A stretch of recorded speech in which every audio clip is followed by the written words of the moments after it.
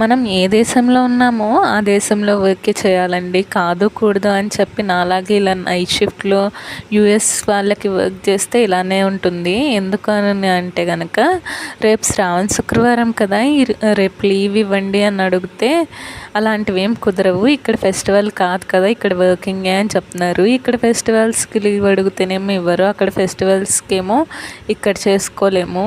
ఒకటారండి ఇలా చెప్పుకుంటూ పోతే ఈ రోజు మొత్తం గడిచిపోతుందిలే కండి. ఇంతకీ నా కోన్ ఎలా పండిందో చెప్పండి.